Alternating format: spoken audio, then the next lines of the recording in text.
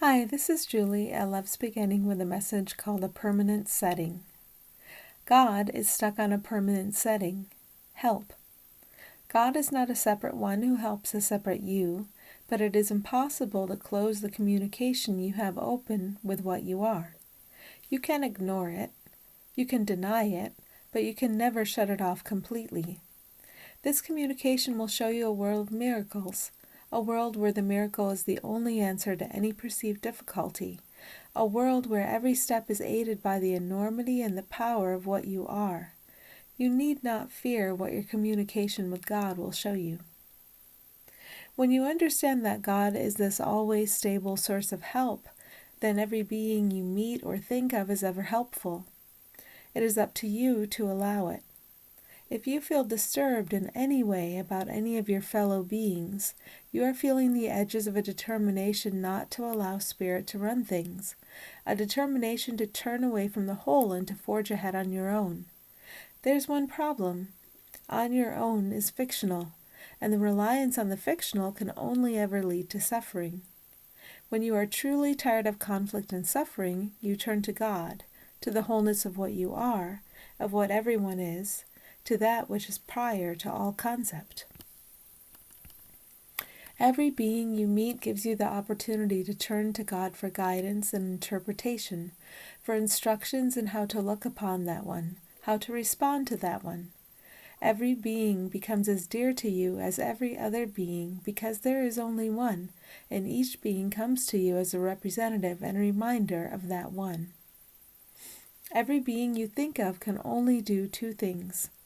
The memory of that being can reflect back to you the joy that you are, or the memory of that being can indicate to you that you are clinging to something that would block joy from your sight. Both functions are a service to you. Give thanks. Every being is here to help.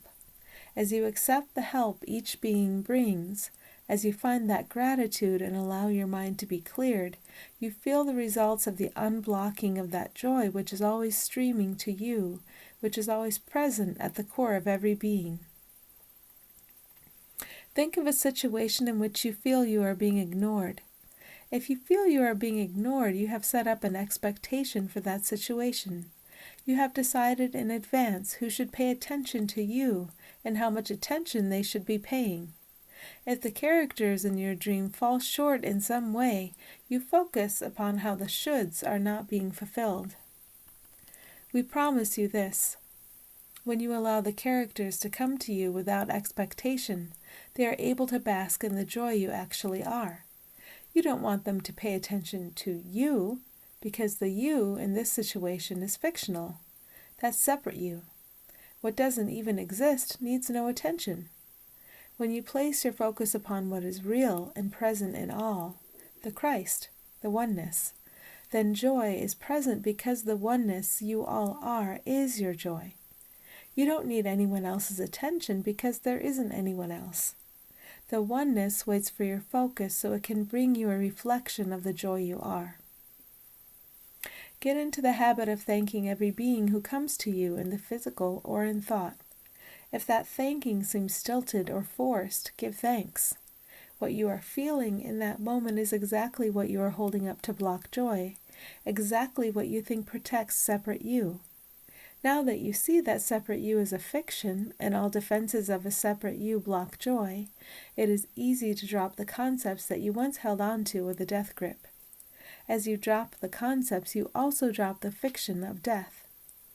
As you focus upon the real, the oneness, you focus upon the reality of life everlasting, life that never needed a body to shine.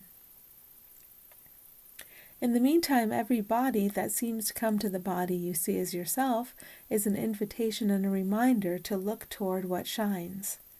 Every being who comes to you in thought can receive a genuine and warm welcome when you can see their invitation to drop concepts and to allow life to shine. As you learn to accept the invitation that every being offers, you eventually allow what you seem to see on the surface to have no impact upon you. You don't value a being more because what you seem to see on the surface seems more positive and wanted. You don't value a being less because what you seem to see on the surface seems to be more negative and unwanted. You simply give thanks for how they, as they truly are, shine the way past this up and down roller coaster of judgment. Forget what ego says about any body. Simply find your willingness to look toward what they are and bask in that light. It is easy for you to see how we shine eternally, and soon it will be easy for you to see how all shine eternally. This paves the way for being able to look upon yourself as that eternal light. Whenever we celebrate, and we celebrate eternally, we are giving thanks for the light you are. Thanks for listening.